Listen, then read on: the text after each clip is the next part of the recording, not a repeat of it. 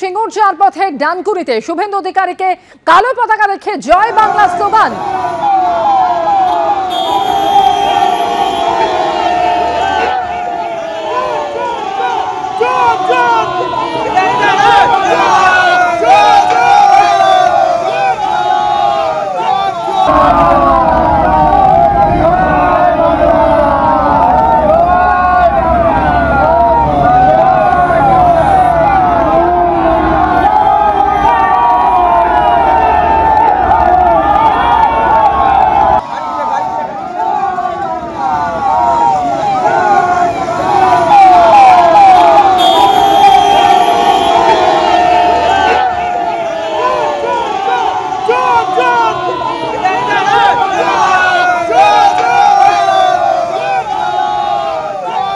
শিবাশিস মৌলিক টেলিফোনে এই মুহূর্তে রয়েছেন। শিবাশিস, সেই ছবি আমরা দেখাচ্ছি, কালো পতাকা হাতে নিয়ে বেশ কয়েকজন তারা বিক্ষোভ দেখালেন, তারা স্লোগানও দিলেন, জয় বাংলা স্লোগান দিচ্ছিলেন।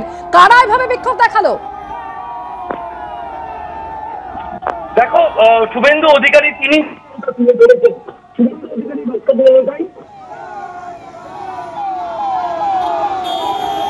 শিবাশিস, তোমার কথা স্পষ্টভাবে এসে পৌঁছচ্ছে না, আরো একবার যোগাযোগের চেষ্টা করব।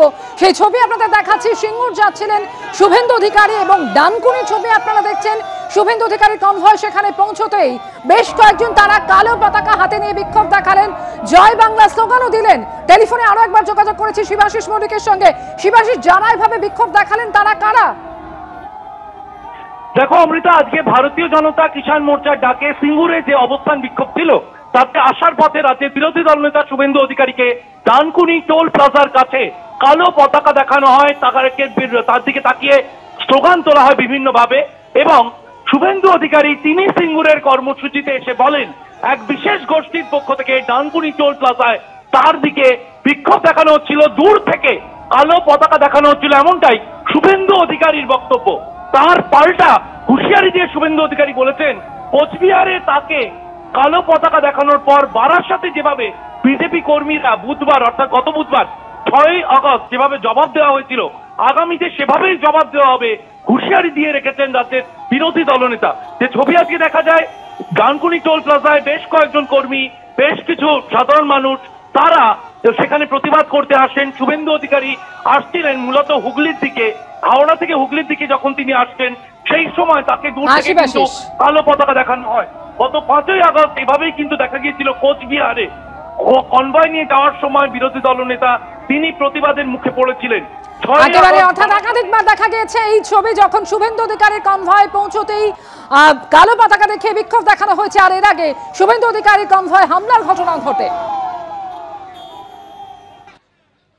আমাকে আসার সময় এই ডানকুনি টোল প্লাজার কিছু মুসলমান কর্মচারীকে দিয়ে দূর থেকে এরকম কালো পতাকা দেখাচ্ছে।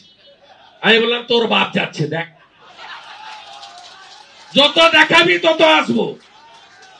যাওয়ার সময় গাড়ি স্লো করে যাব ডানকুনি টোল প্লাজায়, সামনে থাকলে আয়, যদি বাপের বাটে হস, বাবা মায়ের নাম ঠিক থাকে, আমার সামনে এসে দাঁড়া।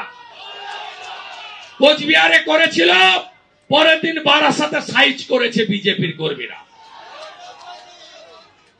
যত করবে তত বেশি করে লড়াই করব।